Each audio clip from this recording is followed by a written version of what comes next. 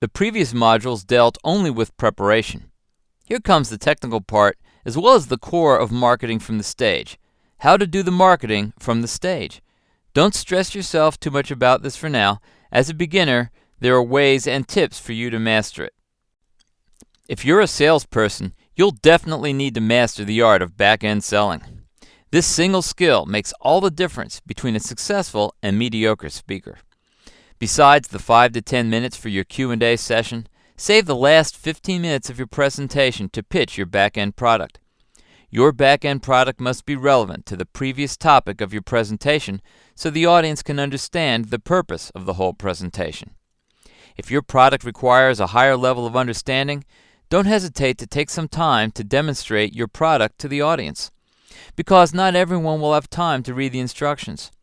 You can demonstrate by using PowerPoint, or keep it simple by using a whiteboard. Then, implement the price slashing technique.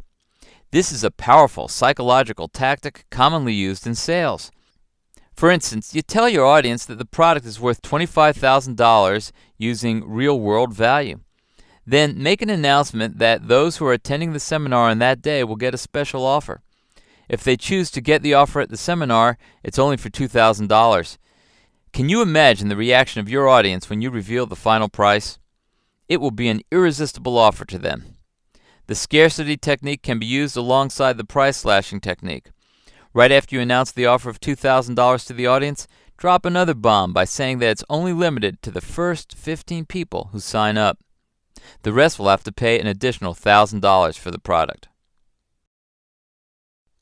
First things first, before you start your presentation, have a short introduction about yourself. This is the time where you can build up trust and credibility with your audience using a process called seeding. Seed your program throughout the presentation. Make subtle hints about your program to prepare them for it.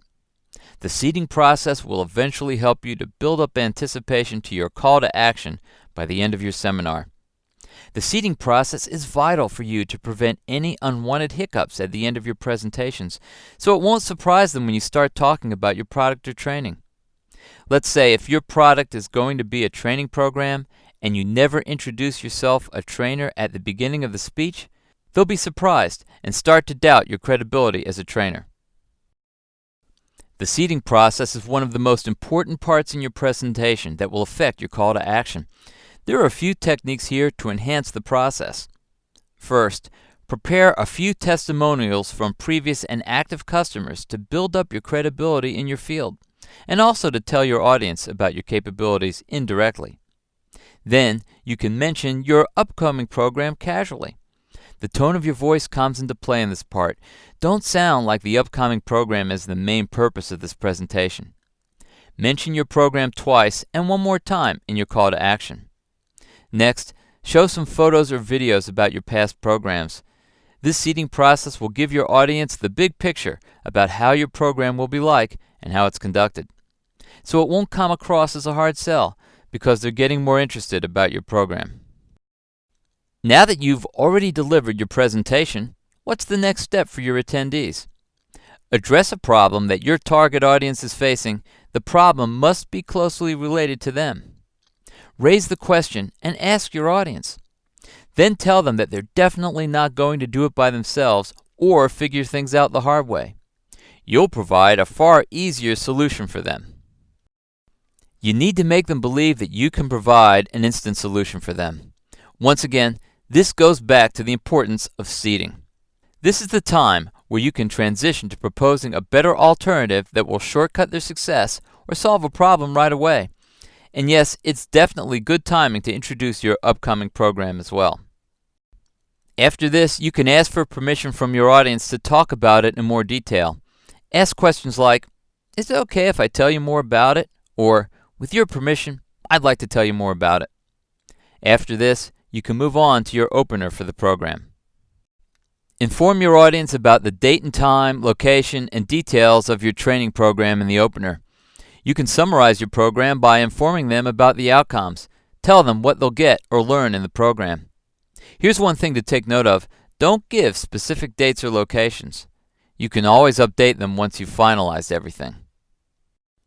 Features tell and benefits sell.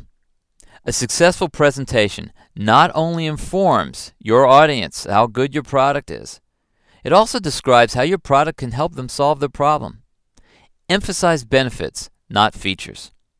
For instance, if you're talking about improving the performance of your personal computer, instead of talking about 8 gigabytes of RAM, tell them what they get out of it. Talk about the speed of their personal computer once they've installed the 8 gigabytes of RAM. Unfortunately, most public speakers overlook this. They explain the features of the product, but forget to tell the audience how it benefits them. This is not to say that features are not important. Without the features of the product, you cannot relate them to the benefits. Always talk about the features followed by the benefits. When you're talking about something, always keep in mind ATC. Always think customer. Your audience will probably be thinking, what sort of proof do you have that it will solve my problem? That's when social proofs come into play. People will be more convinced if you can show them proofs about your product. You can implement your own testimonials into your presentation, or testimonials from your previous customers. On the other hand, endorsements are slightly different from testimonials. What makes them different? Testimonials are the experiences or stories from your customers, while endorsements are branding by celebrities and popular personalities. They might not even have used your product, but they're showing you support and telling the general public that you have credibility. The next marketing skill you need to know is the price slashing technique. If you recall the last few modules, you might have heard of this term. But let us have a look at it once again, and you'll know how this technique can help you in marketing from the stage. There's a procedure for this technique. Do the build-up, tell your final price, and implement the scarcity factor. These procedures help you to build up the atmosphere across the room, and finally create an irresistible temptation for your audience to answer your call to action. To do the build-up, you'll need a demonstration in PowerPoint or a whiteboard. List out all the products and the price accordingly. Then, while you're pitching your latest offer, slash the price for each product in a slow pace. This is a psychological tactic where by the time you're slashing your price, the emotions of your audience are tackled. Then, tell your final price. This is the main action which creates the irresistible temptation for your audience. People always love discounts. When you tell them the final price is actually worth much less than the real-world value, they'll be tempted. At the same time, implement the scarcity factor. Bear in mind, people love limited editions. When you inform your audience that the offer is only limited to 50 people, they're more likely to be tempted. Call to action is a term that's been mentioned many times in this course. That's because your speech will be nothing without a call to action, and it's worthless without a successful call to action.